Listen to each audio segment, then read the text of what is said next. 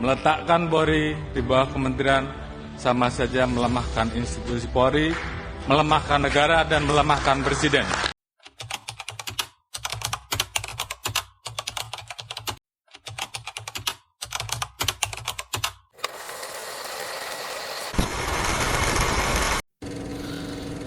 Awal 2026 membuka kembali satu pertanyaan lama yang tak pernah benar-benar selesai. Siapa yang seharusnya mengendalikan kepolisian di Indonesia?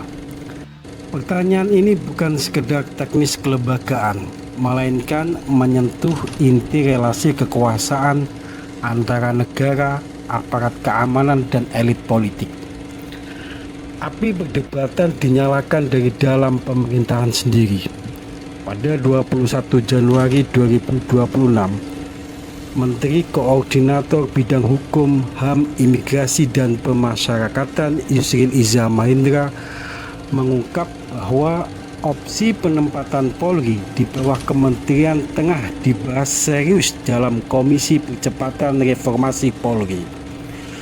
Gagasan itu disebut akan diajukan kepada Presiden Prabowo Subianto sebagai salah satu rekomendasi strategis.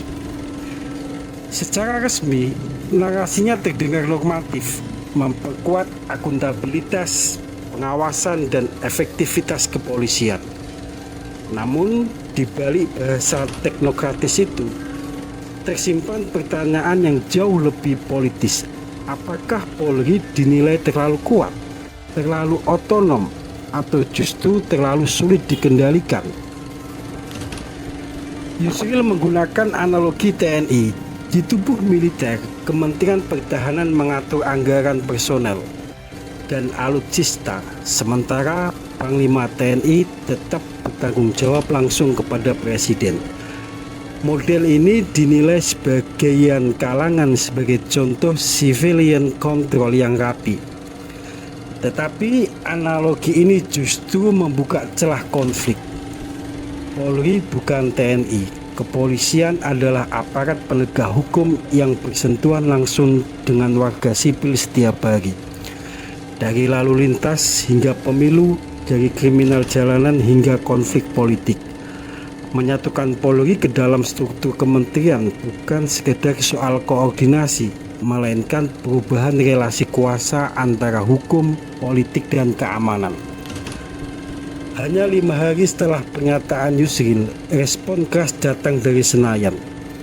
Dalam rapat Komisi 3 DPR pada 26 Januari 2026, Kapolri Jenderal Listio Sigit Prabowo melakukan sesuatu yang jarang terjadi, menolak wacana pemerintah secara terbuka, langsung, dan tanpa basa-basi. Listio tidak berbicara dalam bahasa administratif. Ia berbicara dalam bahasa ideologis dan historis. Menurutnya, pasca reformasi 1998, Polri sengaja dipisahkan dari TNI dan ditempatkan langsung di bawah Presiden untuk mencegah kembalinya kepolisian sebagai alat kekuasaan politik. Reformasi Polri bukan sekedar pemisahan institusi, melainkan pemisahan watak.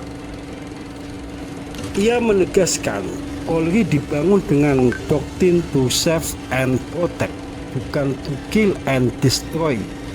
Ini bukan perbedaan semantik, tetapi garis batas antara polisi sipil dan aparat militer.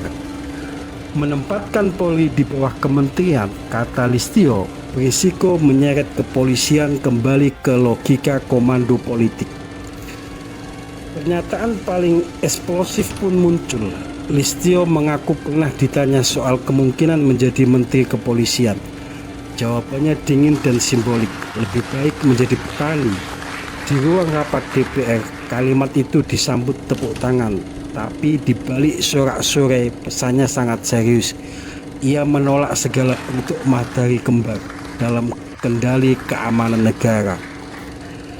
Menurut Listio, Kementerian Kepolisian justru akan melemahkan Polri, melemahkan negara, dan pada akhirnya melemahkan Presiden. Jika harus memilih, ia memilih dicopot dari jabatan. Ini bukan sekedar sikap personal, melainkan peringatan institusional. Yang menarik, DPR justru berdiri di belakang Kapolri. Seluruh fraksi di Komisi 3 tanpa terkecuali menyatakan penolakan terhadap Polri di bawah kementerian. Bahkan PDI Perjuangan yang sebelumnya pernah mengusulkan opsi tersebut kini bergeser. Fokus reformasi Polri seharusnya pada perubahan kultur aparat, bukan perubahan struktur kekuasaan. DPR kemudian mengunci sikap itu sebagai keputusan resmi dan mengikat Polri tetap berada langsung di bawah Presiden, tanpa kementerian, tanpa menteri kepolisian. Di titik ini konflik menjadi terang. Di satu sisi pemerintah melalui Komisi Reformasi membuka ruang restrukturisasi kelembagaan.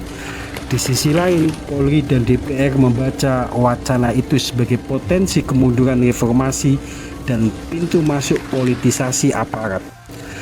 Pertanyaannya kini bukan lagi apakah Polri perlu direformasi.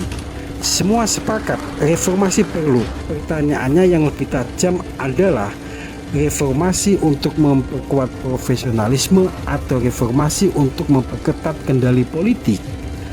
Jawaban akhir memang berada di tangan Presiden dan DPR. Namun satu hal tak bisa disangkal.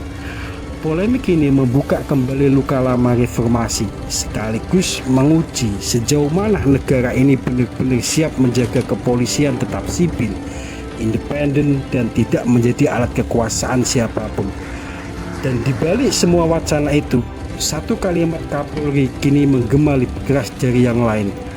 Ketika struktur diubah, yang dipertaruhkan bukan hanya institusi, tetapi arah demokrasi itu sendiri.